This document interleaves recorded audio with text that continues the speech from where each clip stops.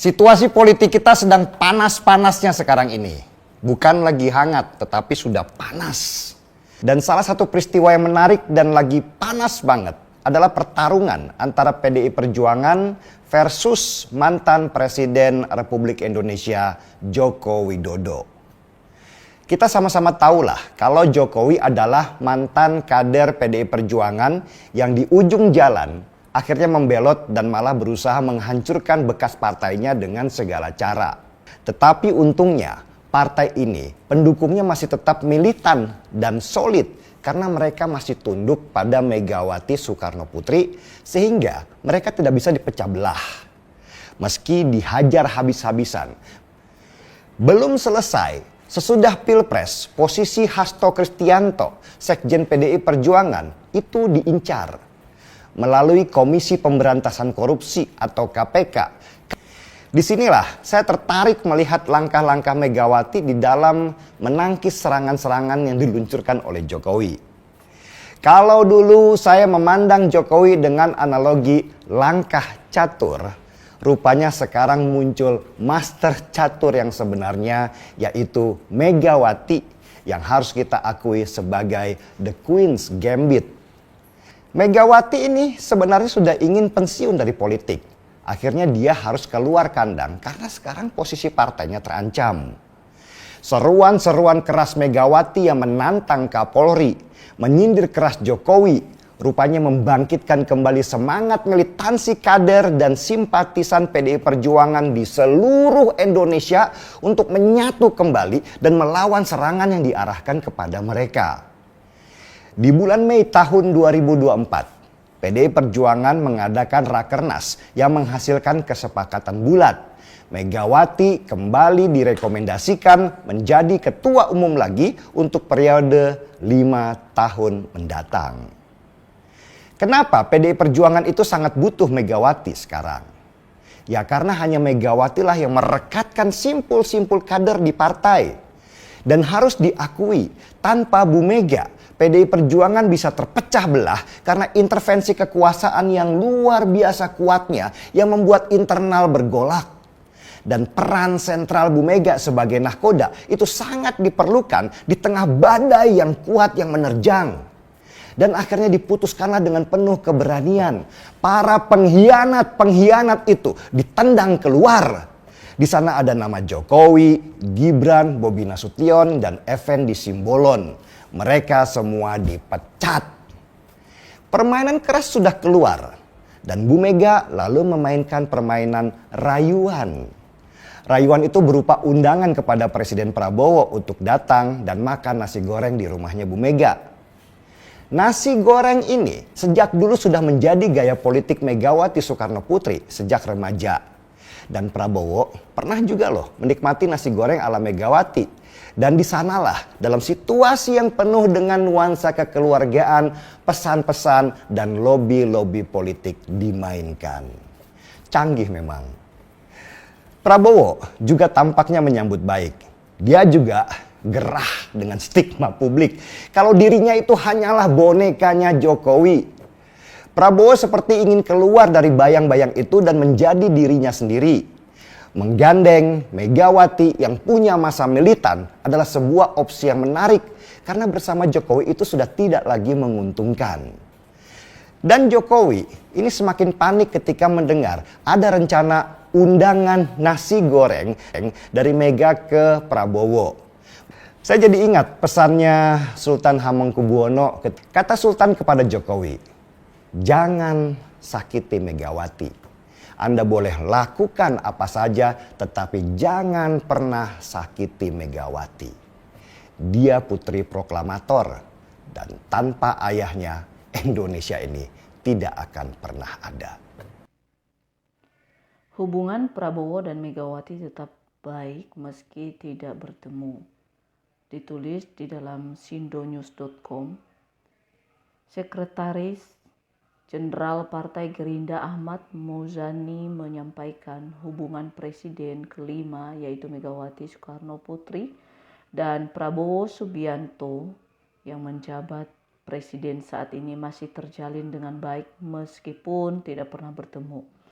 Kendati demikian, Muzani mengungkapkan bahwa komunikasi dua tokoh negara itu terus dilakukan meski tak pernah bertemu. Pasalnya, kata dia, hubungan pribadi Megawati dan Prabowo tak pernah ada masalah sejak awal. Jadi gini, hubungan antara Pak Prabowo dengan Ibu Megawati dari awal atau sejak awal adalah hubungan pribadi yang panjang.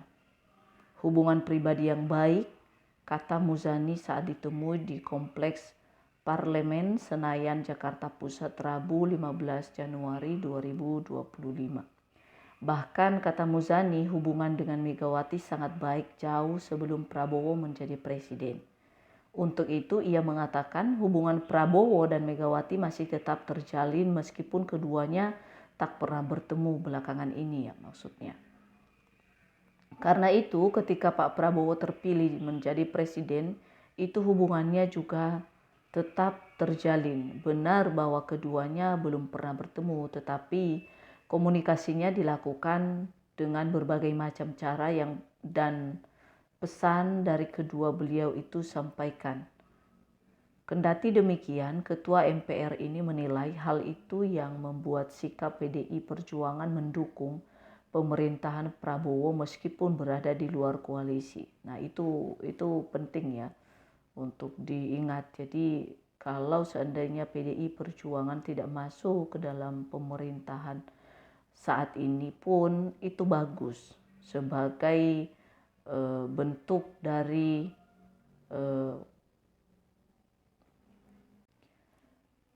ini adalah sebuah sinyal positif bagi situasi dan politik yang semakin kondusif.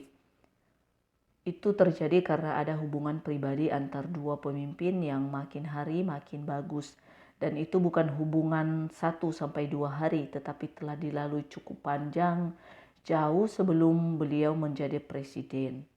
Dilanjutkan di dalam Tempo, PDI Perjuangan memiliki rencana bertemu dengan Pak Prabowo, dan itu bukan berarti bahwa PDI sudah mengambil keputusan untuk masuk dalam kabinet yang ada saat ini. PDI tegaskan belum tentu masuk pemerintahan di tengah wacana pertemuan Megawati dan Prabowo.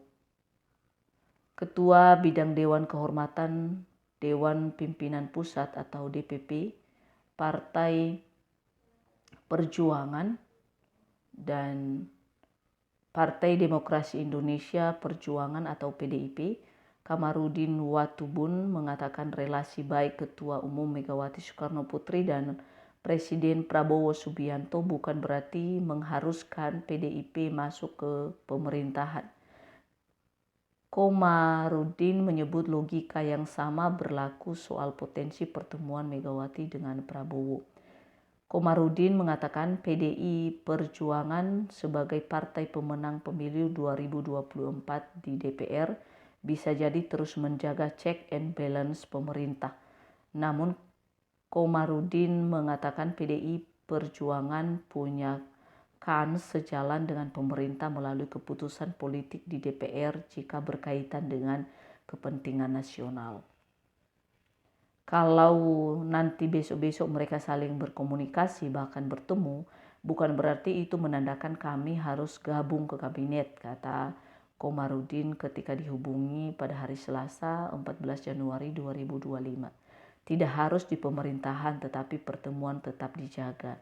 Anggota Komisi 2 DPR ini mengatakan bahwa Megawati sudah melemparkan isyarat soal hubungannya dengan Prabowo dalam pidato di perayaan hari ulang tahun Partai PDI Perjuangan ulang tahun yang ke-52 pada Jumat 10 Januari 2025. Dalam pidato itu Megawati mengatakan hubungan dia dengan Presiden Prabowo baik-baik saja.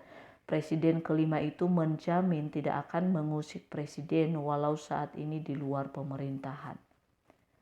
Walau belum bertemu usai pemilihan presiden 2024, Megawati juga menjamin komunikasinya dengan mantan Menteri Pertahanan itu akan tetap terjaga melalui utusan-utusan.